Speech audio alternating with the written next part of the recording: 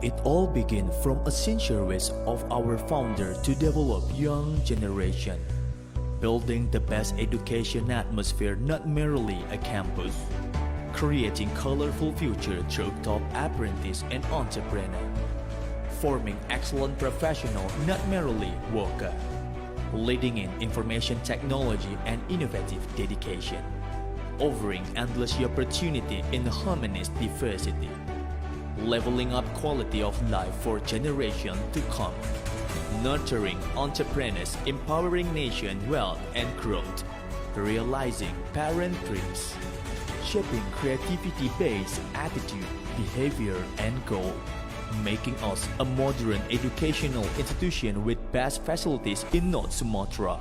Wilmar Business Indonesia. We build Indonesia.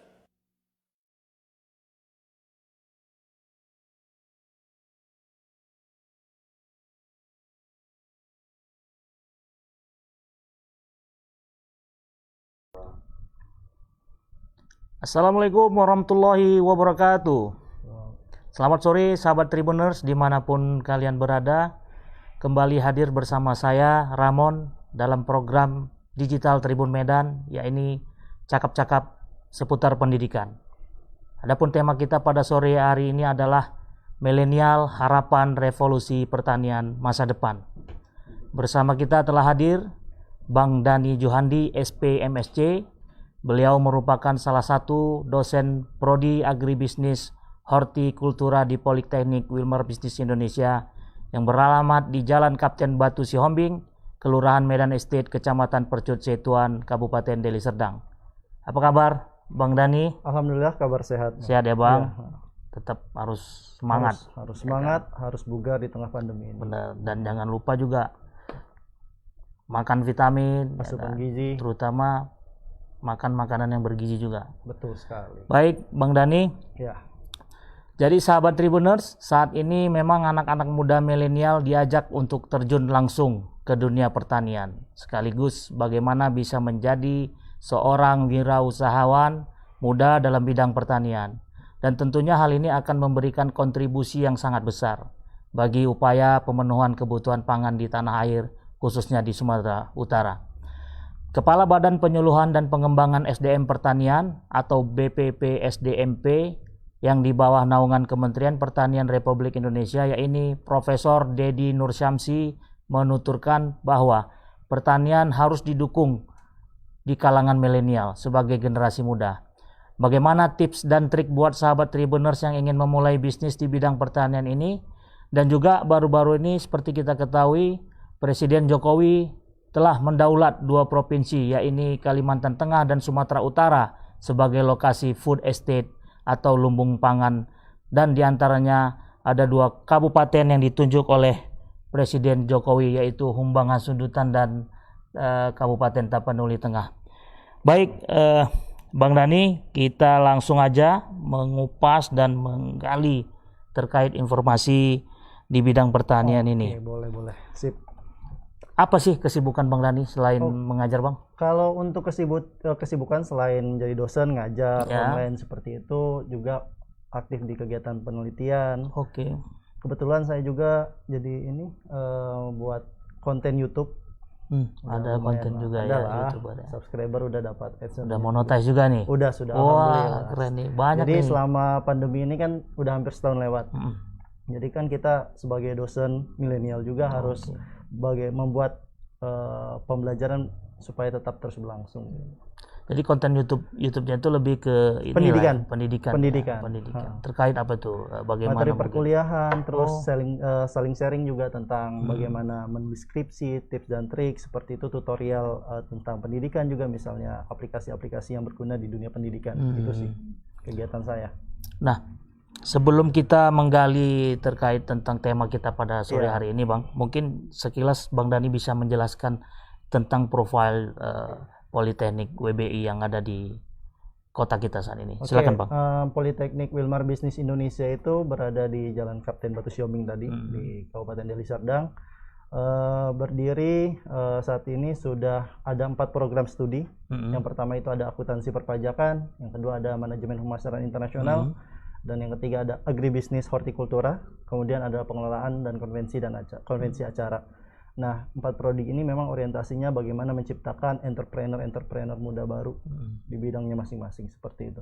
Oke, baik Bang Dani, sebelum tadi ada ketinggalan sedikit, buat sahabat Tribuners, untuk acara kali ini kita akan memberikan pertanyaan, dan bagi yang terpilih nanti akan berhak mendapatkan potongan biaya kuliah sebesar 50% di Politeknik WBI.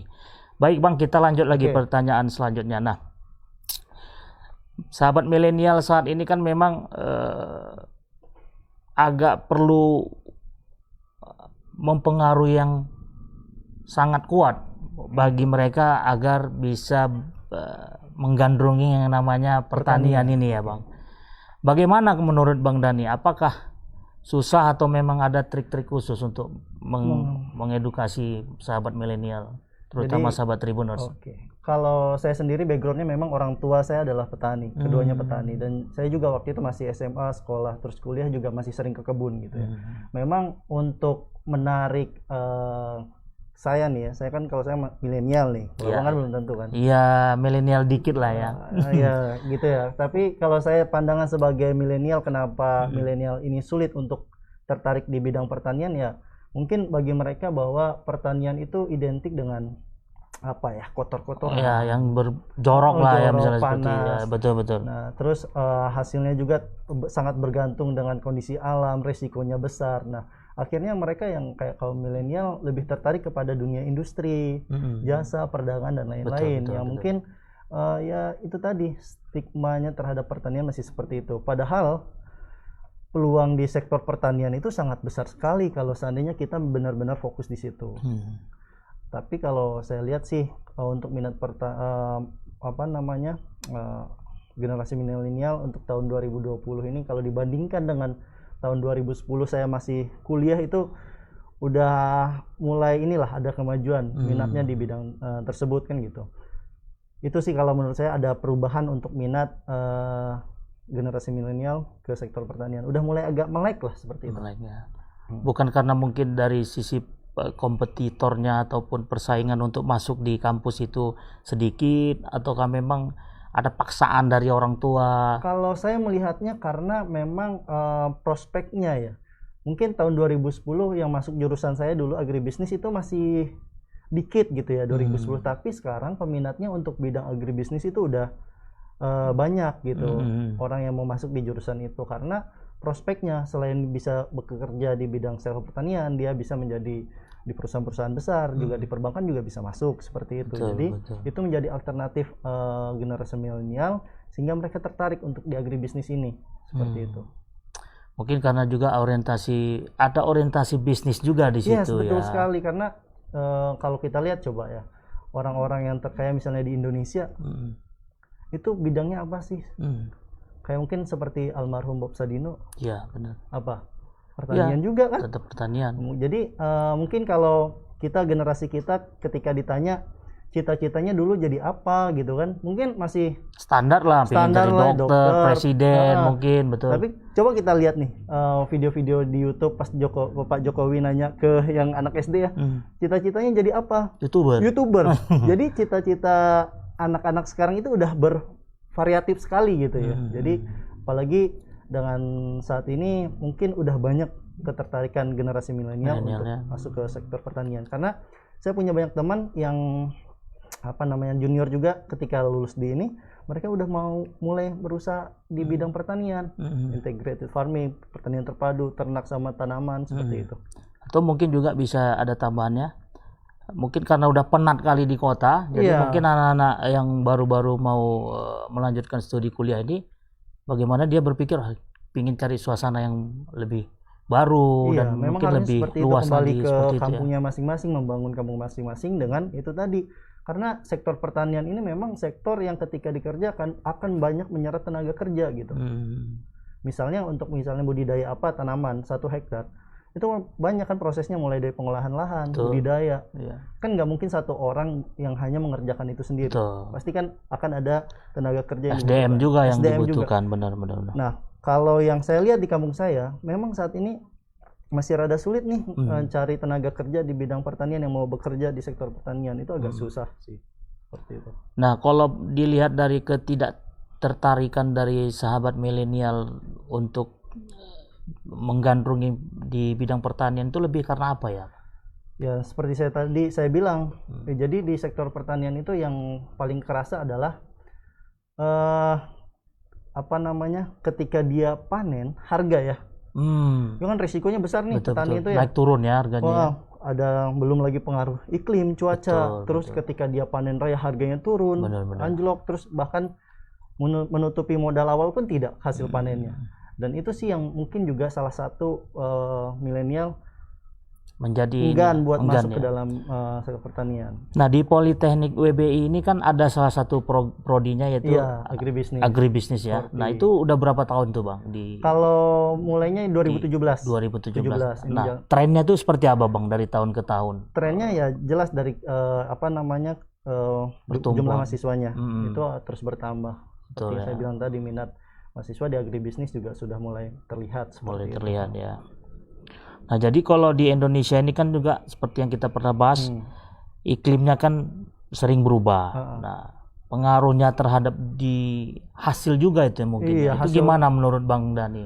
Ya itu tadi kan seperti sesuai dengan visi dari program studi agribisnis adalah mengembangkan teknologi yang maju di bidang agribisnis karena iklimnya kalau sekarang itu kan susah diprediksi. Betul. Akhirnya berpengaruh pada hasil yang sebenarnya harus panen kena banjir, longsor dan lain-lain seperti itu.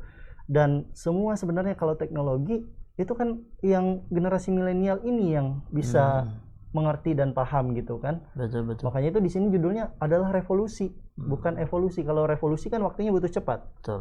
Evolusi butuh puluhan atau mungkin ratusan tahun. Ini butuhnya cepat nih. Dan kalau dilihat dari usia petani kita, itu semuanya usia senja. Rata-rata di usia 45 sampai 52. Mengerti teknologi ya mungkin beberapa. Jadi ini nih, generasi milenial nih harapannya di tengah tuntutan kebutuhan pangan yang sangat tinggi. Jadi karena ini juga bisa dilihat oleh sahabat milenial ya, terkait juga dengan kebijakan daripada pemerintah juga kan. Kemarin Pak Presiden Jokowi memilih 2 provinsi menjadi yang namanya food estate tadi ya, sebagai lambung pangan tadi. Nah, salah satunya adalah Sumatera Utara. Nah, mungkin Sumatera Utara ini kan dikenal dengan wilayahnya yang begitu luas gitu Bang. Apakah ini bisa menjadi nilai bargaining yang kuat bagi sahabat milenial? Ini ada potensi besar ini untuk kita di Sumatera Utara itu mengelola pangannya sendiri. Nah, kalau Bang Dhani dari sisi perspektif kampus seperti apa melihat peluang ini, Pak? Kalau saya sendiri, kalau yang di lokasi food estate yang di Sumatera Utara, saya pernah mengunjunginya, pernah tahun lalu kalau nggak salah, atau tahun ini ya. Dan kalau dilihat dari pemerintah memang udah mensupport dari segi kebijakan dan sudah menyediakan lahan. Jadi tinggal generasi milenialnya nih mau nggak gitu untuk terlibat dan terjun langsung di kegiatan tersebut. Bagian dari itu ya, benar. Lahannya luas banget itu, nggak sedikit. Dan saya lihat memang kemarin ada beberapa memang yang generasi milenial juga berkecimpung di situ, walaupun nggak banyak sih. Udah melihat udah mulai. Nah, kalau menurut Bang Dhani sendiri, hasil pangan yang kita munculkan dari provinsi ini gimana dari sisi kualitasnya? Kalau segi kualitas kan pangan ini sebenarnya kebutuhan kita semua ya. Kalau ditanya kita ketika saat pandemi ini mungkin sektor pertanian yang paling survive. Benar. Dibandingkan sektor perdagangan, jasa atau perhotelan dan lain-lain. Benar. Karena gini, walaupun di tengah pandemi orang butuh pangan. Betul. Butuh makanan. Selain itu semua kan dibatasin nih kan. Kecuali kebutuhan bahan pokok itu aja yang nggak boleh dibatas-batasin benar ya. Masalah perut ini soalnya pertanian. Jadi kalau ditanya, saya kemarin diskusi sama bagian Saprodi pupuk gitu ya, pupuk pertanian. Ada terhambat nggak nih permintaan mereka pupuk? Enggak, Bang. Berarti dari pupuk industri pupuk pun tetap jalan gitu. Karena kan kalau nggak dipupuk hasilnya gimana? Betul. Pertanian pasti rendah kan. Jadi itu tadi, ketahanan pangan ini ya memang kebutuhan kita semua. Makanya pemerintah menunjuk beberapa provinsi menjadi food estate untuk memenuhi kebutuhan itu. Jadi kalau kontribusi yang harus kita lakukan lah sebagai masyarakat kampus lah ya Iya. untuk kebijakan ini. Seperti apa? Apakah kita mengirimkan yang namanya mahasiswa-mahasiswa untuk melakukan yang namanya kunjungan kerja atau apa seperti itu? Kalau di kampus kami khususnya untuk jurusan agribisnis hortikultura memang ada program yang namanya internship. Intensif. Jadi internshipnya itu 3 kali, bahkan sekalinya itu 3 bulan. Itu di daerah mana aja tuh Bang? Itu ada yang terjun langsung ke budidayanya. Kalau yang angkatan ini, yang angkatan semester 6 itu ada yang sampai ke Lembang, ke Malang. Itu di industri-industri atau usaha hortikultura, sehingga mereka tahu prosesnya. Betul. Jadi ketika dia nanti tamat, lulus, dia bukan hanya sebagai orang yang memantau, tapi juga harus tahu prosesnya. Kalau seandainya udah jadi manajer atau yang pemiliknya, dia nggak ditokoi, maksudnya nggak, dia pokoknya harus tahu prosesnya seperti itu. Nah itulah usaha kita bagaimana mendorong ini generasi milenial mulai masuk ke sektor pertanian, seperti itu. Kalau kita lihat dari sisi harga gitu ya Bang, apakah harga yang ada di kita saat ini memang sudah cocok kah, atau memang itu sangat mengkhawatirkan dari sisi ya kita kan tahu sekarang banyak kayak tenggulak gitu kan, dia nyimpan barang dari petani, dari apa namanya ya pedagang, terus dia jual dengan harga tinggi. Nah itu gimana menyikapi Yang itu, malahan Bang? yang untung tengkulaknya dibandingkan petaninya. Padahal petani yang bertani selama berbulan-bulan, mereka yang dapat untungnya gede kan. Betul. Dan itu. Kayak inilah kayak gabah itu kan, gabah itu malah harganya itu terlalu jauh ya kalau marginnya, kita marginnya. Itu gimana tuh Bang melihat itu? Kalau saya melihat senior-senior saya yang udah turun ke lapangan terkait, saya pinginnya kan kita dari petani sampai langsung ke konsumen, memutus itu. Betul. Tapi ternyata itu nggak mudah. Nggak gampang ya. Nggak gampang, nggak semudah kita ngomong di sini mungkin ya. Karena banyak sekali hambatannya seperti itu. Udahlah gampang jual langsung ke ke konsumen, nggak seperti itu. Karena ada keterbatasan petani, dan juga misalnya kayak gini nih, untuk harga jeruk nih ya, yang paling saya sering lihat itu di depan kampus, jeruk itu dijualin harganya 10.000 untuk 3 kilo, berarti harganya sekilo 3.000-an dong. Nah itu belum lagi yang nggak manis gitu ya. Nah itu makanya. Terus kalau seandainya ini petani mendapatkan informasi harga dan mampu menjual produknya ini ke daerah lain, yang kan kalau masalah harga ini tergantung supply dan demand, permintaan penawaran. Misalnya saya Padang, saya kemarin tanya-tanya harga jeruk emang di sini berapaan? Nggak pernah di bawah 15.000. Itu jeruk. Terus masalah cabai, kalau di Padang kan tahu ya, suka sambal yang pedas-pedas, harus merah gitu kan. Benar. Nah, kalau cabai di sana bisa dikatakan ya nggak mungkin 20.000 lah minimal. Jadi kalau seandainya petani punya akses untuk menjual barangnya ini nih, ketika di Sumatera Utara mungkin itu murah, kita jual ke daerah lain yang harganya tinggi, itu kan lebih menguntungkan seharusnya. Tapi memang itu juga nggak bisa nggak bisa segampang yang kita bayangkan, benar kan? Support dari semua stakeholder termasuk pemerintah dan pelaku usaha dan lainnya. Apalagi controlling harganya terkait mau masuk bulan Ramadan, terus mau masuk Lebaran, itu kan harga itu kan bisa berubah sangat signifikan.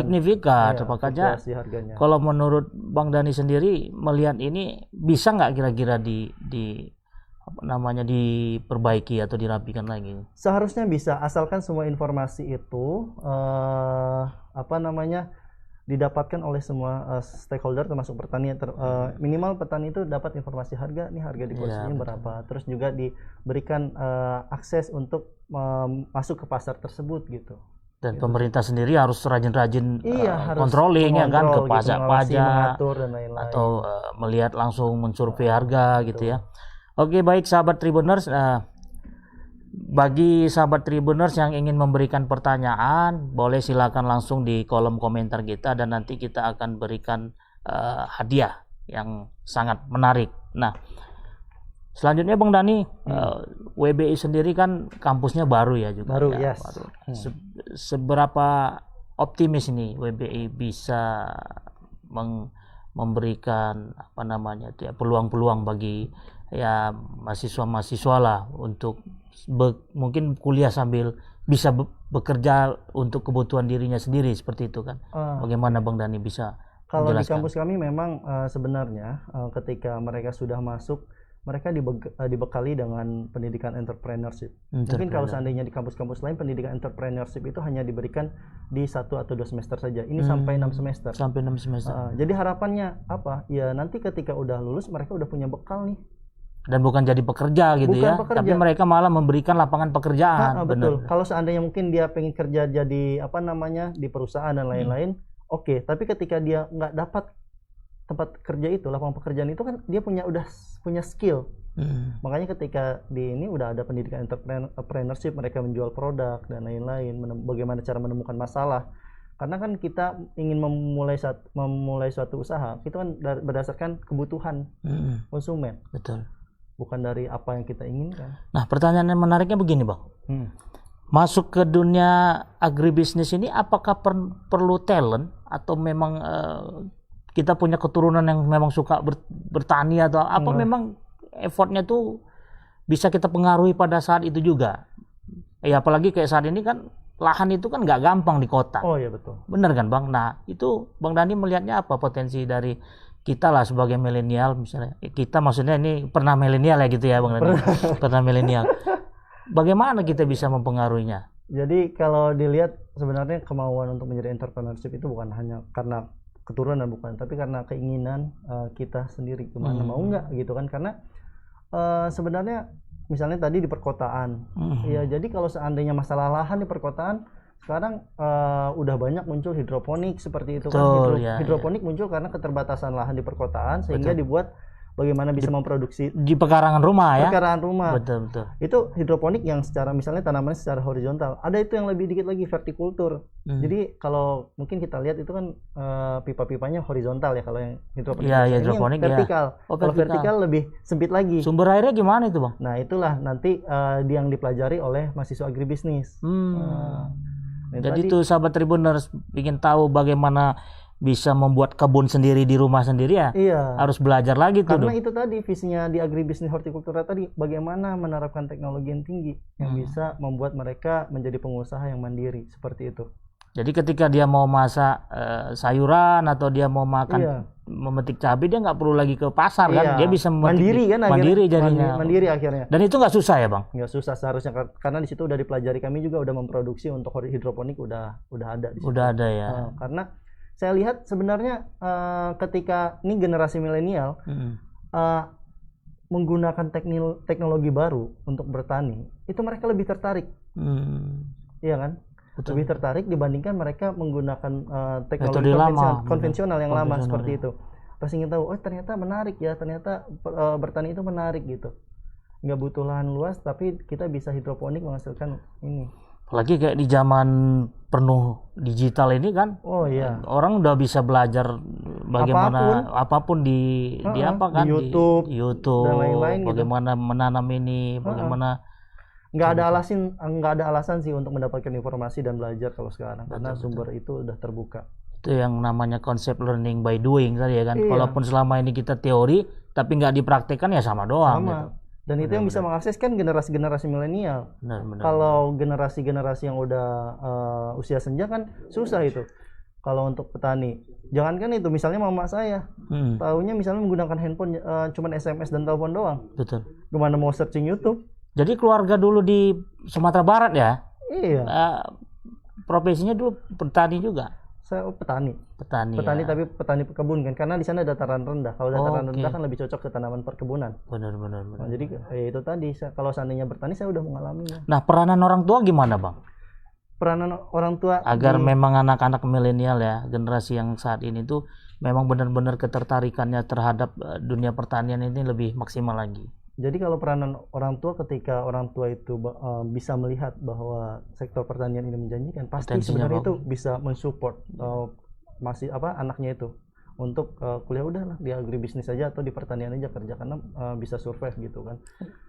Tapi kalau seandainya orang tuanya melihat bahwa pertanian itu yang suram, nah itu gimana mau support sebenarnya. Tapi ketika kalau ditanya, saya pun sendiri ini profesi kan sebagai dosen, bukan berarti saya tidak masuk ke dalam sektor pertanian. Saya masuk, mulai invest untuk lahan seperti itu. Nah, beli lahan dulu. Iya, betul. Yang ngerjain orang lain bagi hasil seperti itu ya, Bang. Iya. Cuman gini, Bang, ya kita kan mindset kita ya, apalagi orang Indonesia ya, betul. Kita tuh akan kembali ke sektor pertanian itu nanti setelah kita udah pensiun, kita udah nggak bekerja lagi di perusahaan atau di kantor gitu. Nah, mindsetnya kan masih seperti itu. Nah, Bang Dhani bisa kasih gambaran ke sahabat Tribunner bahwasannya itu memang perspektif yang salah juga kan, bisa seperti itu. Iya, karena sebenarnya sektor pertanian lah yang sebenarnya bisa menyelamatkan ini nih roda perekonomian di tengah pandemi pun. Ya mungkin kehidupan kita bukan juga masalah ya. Di usia tua, kalau bahkan sebaiknya di usia produktif ini kita bisa menghasilkan produksi yang lebih banyak di sektor pertanian. Kalau udah di usia senja, kita kadang-kadang mungkin ya udahlah, yang penting bisa memenuhi kebutuhan ngasal makan aja lah gitu ya. Obsesinya untuk ini udah kurang kan gitu ya. Padahal dengan caption dulu kita bisa bersuasembada pangan itu kan sebenarnya keren tuh, Bang. Iya, keren. Nah, apa yang menjadi kita nggak bisa bersuasembada pangan lagi? Kalau masalah suasembada pangan kan kita pernah kemarin juga ada program dari Pak Jokowi tahun 2014 itu kan suasembada pajale itu ya, padi, jagung, kedelai gitu kan. Nah, jadi memang banyak sih seperti kenapa itu tidak bisa tercapai, seperti yang tadi disampaikan, adanya keterbatasan lahan pertanian. Ya, coba kita lihat, lahan sawah udah jadi pemukiman. Betul. Lahan sawah udah dijadikan tanaman perkebunan. Iya. Kita akhirnya beras ya kita datangkan dari luar seperti itu. Tapi ya gimana? Karena petani juga butuh tempat tinggal, butuh tempat penghasilan yang lebih menjanjikan seperti itu. Dan banyak sih tantangannya. Banyak tantangannya ya, Bang. Baik, jadi Bang, ini ada pertanyaan dari salah satu komentar ya. Mungkin nanti kita baca, Bang. Nanti kita baca. Lagi ragu-ragu dia tuh. Jadi menurut Bang Dhani, tips bagaimana bisa memulai bisnis di sektor pertanian ini dalam kondisi ya tahu sendiri kan, pandemik, terus kita juga dalam menghadapi masa apa juga kan, kesulitan. Gimana Bang menurut Bang Dhani? Kalau saya melihatnya adalah ya tinggal kita lihat dulu nih peluangnya. Peluangnya ya kita lihat dari masalah yang dihadapi oleh si calon konsumen kita. Masalahnya apa? Kalau kita udah bisa menemukan masalah, kita mencari solusinya dan kita yang memenuhi solusinya itu. Baru kita lakukan. Kalau seandainya enggak hanya dalam pikiran kita, hanya dalam rencana, kalau enggak dilakukan juga percuma seperti itu. Tapi kan untuk melakukan untuk memulai itu kan kita butuh sumber daya, baik itu secara modal. Ya walaupun modal nggak segalanya. Ya, gitu tapi segalanya butuh modal juga, Bang. Bisa jadi. Bener kan? Iya. Ya mau gimana pun ya modal itu paling utama kan dalam memulai. Ya modal kan bukan bisnis. hanya masalah materi juga, tapi juga ada kita punya niat pun juga modal, Bang Dhani. Iya, betul. Bener kan? Ketika memang kita punya uang tapi kita nggak punya niat kan ya sama aja gitu. Ketika ada niat, modal niat, ya modal materi juga bisa didapatin sebenarnya. Ada aja sih jalannya. Artinya tidak ada suatu hal yang sulit lah ya ketika memang kita pingin mendalami sektor pertanian ini. Iya, betul. Jadi Bang Dhani, kalau untuk pertanyaannya itu bisa disimpulkan kira-kira apa sih harapan Bang Dhani sebelum kita menjawab pertanyaan dari komen daripada sahabat Tribuners. Kita rehat sejenak.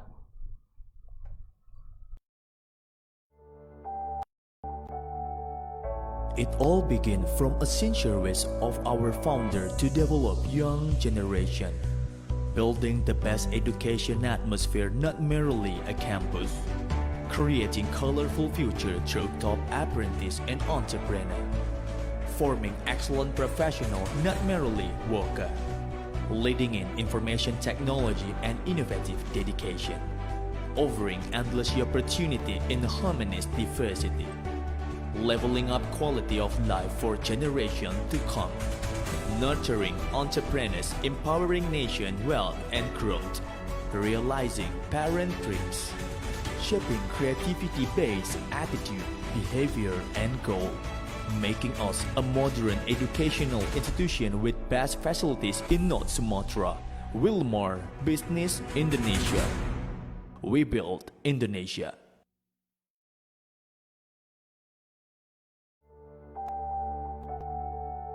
It all began from a sincere wish of our founder to develop young generation, building the best education atmosphere, not merely a campus, creating colorful future through top apprentice and entrepreneur, forming excellent professional, not merely worker, leading in information technology and innovative dedication, offering endless opportunity in harmonious diversity, leveling up quality of life for generations to come, nurturing entrepreneurs, empowering nation wealth and growth, realizing parent dreams, shaping creativity-based attitude, behavior, and goal, making us a modern educational institution with best facilities in North Sumatra.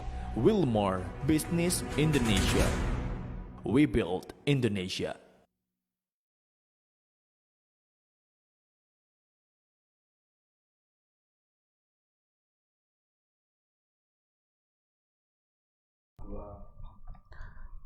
Oke, terima kasih sahabat Tribuners masih setia bersama kita ya dalam bincang-bincang cakap-cakap pendidikan ini. Nah, saat ini kita masuk kepada sesi menjawab pertanyaan dari sahabat Tribuners ataupun sahabat milenial yang ada di rumah.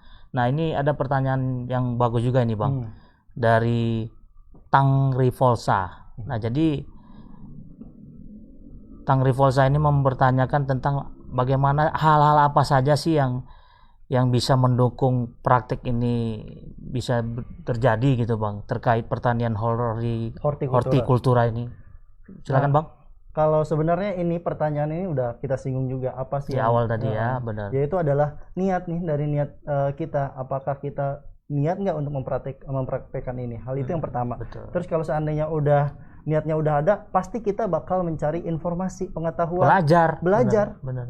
Nah, kalau udah belajar, nah kira-kira apa aja sih yang kita butuhkan gitu, materi, maksudnya modal apa, sumber dayanya apa aja. Nah, itu sih hal-hal yang perlu diperhatikan. Kalau seandainya udah jalan nih, kita bisa mencintainya nggak? Betul. Kadang-kadang kan ada orang nih yang misalnya ada tren hidroponik, ikut-ikutan tren, tapi kita nggak bisa menyukainya, mencintainya dalam proses budidaya itu, karena mungkin ribet pemeliharaannya, harus mantau dan lain-lain. Akhirnya cuma sekali panen, udah itu mangkrak seperti itu. Jadi kita ketika udah bisa mempraktekannya, konsisten nggak kita? Bisa mencintainya nggak gitu? Menyukainya nggak proses itu? Kalau seandainya udah menyukai, insya Allah pasti bakal konsisten berikutnya. Betul. Seperti itu. Dan karena mencintai itulah kita melanjutkan profesi itu ataupun usaha kegiatan itu. Bahkan bisa berkembang kalau kita ini kan udah menyukainya gitu. Dan nggak boleh setengah-setengah gitu ya, Bang. Iya. Dan yang paling penting adalah harus fokus. Dia mau di bidang apa dulu, misalnya kayak menanam sayuran dulu, atau jangan sampai semua harus ditanaminnya. Fokus aja dulu, mungkin di satu komoditi. Perikanan juga mau dikerjainnya, apalagi kalau kita pertanian juga gitu mau kan. semua ya biasa lah, Bang, namanya orang kan pingin mencoba. Padahal karakteristik setiap usaha itu beda. Nah, itu juga harus kita pelajari kan, makanya kita lebih baik fokus aja dulu di satu komoditi. Betul. Ya, jadi itu ya jawaban dari pertanyaan tadi. Nah, berikutnya ini ada pertanyaan dari saudari Febli Tania Meliala ya. Upaya apa saja sih yang bisa dilakukan untuk mengatasi keterbatasan lahan? Gimana, Bang? Oke, kalau masalah keterbatasan lahan ini kan kita bicara tentang hasil produksi gitu ya. Kalau seandainya kita berangkat lagi ke teori, kan untuk meningkatkan hasil produksi itu ada dua cara, intensifikasi atau ekstensifikasi. Ekstensifikasi itu dengan menambah luas lahan. Ya. Terus kalau seandainya kita nggak bisa ekstensifikasi nih, lahannya terbatas, apa sih caranya untuk meningkatkan produksi karena keterbatasan lahan? Itu tadi inputnya, bibitnya, pupuknya, dan lain-lain. Atau metodenya, tekniknya yang diubah. Mungkin yang tadi lahannya itu tadi hidroponik itu mungkin yang horizontal gitu kan, itu lebih memakan tempat, ya udah divertikalkan. Jadi diubah lagi tekniknya seperti itu. Karena gini, sebenarnya dengan adanya keterbatasan, seharusnya itu yang membuat akal kita untuk membuat sesuatu yang inovatif. Ya, Kalau seandainya kita nggak ada keterbatasan, nggak ada keterdesakan, kita kadang-kadang ya udah nerima apa. lempem gitu aja ya. Iya, nggak ada hal baru dan hal inovatif yang muncul setelah itu. Benar. Karena ada keterbatasan, masalah di situ akan muncul. Jadi ya segala cara sih bisa sebenarnya ya kan, Bisa. tergantung memang kita mau arahnya kemana gitu Iya, kan. betul. Nah itu sih menurut saya cara mengatasi keterbatasan lahan. Jadi lahan itu tidak menjadi faktor Tidak utama selalu. juga ya. Tapi memang kan semakin besar lahan itu mungkin semakin banyak juga faktor-faktor yang bakal terlibat di situ kan, Bang. Iya, betul. Seperti Termasuk SDM mungkin, ketika modal juga. ketika lahannya luas kan otomatis kita juga bakal banyak butuh tenaga kerja. Betul. Nah, yang lebih sulitnya lagi kalau di Indonesia nih, Bang. Hmm. Kalau mungkin kalau di luar itu kita sebagai petani punya lahan 10 hektar itu satu hamparan. Kalau kita di Indonesia punya lahan 1 hektar aja, itu lokasinya berbeda-beda. Ya nggak? Karena kan susah itu cari misalnya 1 hektar di sini, 1 hektar di sana. Lokasinya beda-beda karena yang berdekatan itu udah punya tetangga atau punya yang lain. Akhirnya apa? Akhirnya adalah kita membutuhkan biaya transportasi yang lebih tinggi, biaya distribusi, misalnya panen di lokasi A lagi, pindah lagi ke posisi B lokasinya. Nah itu kan lebih besar cost-nya. Yang berpisah seperti itu dibandingkan satu hamparan memang punya 10 hektar kan lebih nggak kemana-mana, tinggal ngumpulinnya gampang, distribusinya gampang. Kalau di kita 10 hektar itu ada 20 orang yang punya gitu ya. Lokasinya beda-beda. Nanti satu buat properti, satu buat ini, Iya, satu buat makanya. waduh, memang agak ribet juga ya, Bang ya. Jadi itu tadi jawaban terkait keterbatasan lahan. Nah, jadi ini pertanyaan selanjutnya juga nih, Bang Dhani. Bagaimana sih menciptakan agar hasil revolusi pertanian itu lebih cepat tercapai? Bagaimana menciptakan agar hasil revolusi pertanian ini lebih cepat Seperti yang kita bahas tadi pertama. jadi menurut saya harus semuanya terlibat di sini. Bukan hanya misalnya kita sebagai petani, tapi juga pemerintah, juga perusahaan dan lain-lain. Ketika seandainya pemerintah nih udah mengeluarkan kebijakan yang mendukung itu revolusi pertanian, tapi kalau seandainya kita sebagai masyarakat atau penduduk di sini tidak mau ikut dalam situ, ya percuma juga, siapa yang mau ngerjain. Nah itu juga harus semua stakeholder terlibat dalam kegiatan revolusi pertanian. Harus itu duduk bersama juga. harus ya, duduk bersama, untuk jangan di sisi lain ada yang jalan, satu lain enggak gitu, dan itu nggak akan pernah tercapai kalau gitu. Sinergisitas itu perlu. Sinergi yang penting. Betul, gitu. sinergi ya. Kan Jadi jangan satu mau ke utara, satu mau ke selatan. Iya, ya, itu nggak nyambung susah. gitu ya, benar-benar. Iya, nggak jadi revolusinya. Jangan-jangan evolusi malah lama gitu kan, bertahun-tahun untuk mencapainya. Ya, jadi itu tadi beberapa pertanyaan yang sudah kita jawab. Nah, ini kita masuk ke akhir daripada sesi cakap-cakap kita nih, Bang. Oke. Kira-kira apa yang ingin Abang harapkan nih bagi sebagai dosen agribisnis lah kepada masyarakat lah, terutama khususnya mahasiswa yang ada di rumah. Oke, mungkin harapan saya kepada generasi milenial atau generasi Z juga, bahwa sebenarnya sektor pertanian itu merupakan sektor yang sangat berpotensi, prospeknya sangat bagus sekali. Walaupun di situ banyak sekali masalah dan tantangannya, dan saya yakin bahwa generasi milenial dan Z ini yang mampu menemukan solusinya. Kalau kita seandainya mengharapkan generasi yang sebelumnya untuk menerapkan teknologi mungkin agak susah. Nah ini generasi milenial, generasi Z yang up to date terhadap teknologi, itulah yang bisa mengambil prospek atau peluang di sektor pertanian ini. Karena saya jamin bahwa sektor pertanian ini adalah sektor yang menjanjikan. Tapi di situ kita butuh usaha yang sangat besar gitu. Itu sih juga dukungan dari semua stakeholder juga iya, ya pastinya betul, itu, Bang. Betul. Oke, Bang Dhani. Baik, sahabat Tribuners, demikianlah perbincangan kita tadi. Semoga apa yang menjadi diskusi kita sore hari ini dapat memberikan pencerahan dan menjadi bahan pertimbangan juga bagi sahabat milenial, terutama juga sahabat Tribuners untuk memulai bisnis di bidang pertanian ini. Nah, untuk teman-teman Tribuners yang ingin kuliah di Politeknik WBI, untuk bulan ini WBI sedang mengadakan promo biaya kuliah sebesar 50%. Saya ulangi, WBI sedang mengadakan promo biaya kuliah sebesar 50% bagi 50 peserta pendaftar pertama. Begitu ya, Bang? Iya, betul. Nah, jadi buat sahabat Tribuners, Saya akhiri, terima kasih atas perhatian dan mohon maaf atas kekurangannya. Kita kembali pada episode yang akan datang. Wassalamualaikum warahmatullahi wabarakatuh. Selamat sore. It all began from a sincere wish of our founder to develop young generation, building the best education atmosphere, not merely a campus, creating colorful future through top apprentice and entrepreneur, forming excellent professional, not merely worker, leading in information technology and innovative dedication, offering endless opportunity in harmonious diversity, leveling up quality of life for generations to come, nurturing entrepreneurs, empowering nation wealth and growth, realizing parent dreams, shaping creativity-based attitude, behavior, and goal, making us a modern educational institution with best facilities in North Sumatra, Wilmar Business Indonesia. We build Indonesia.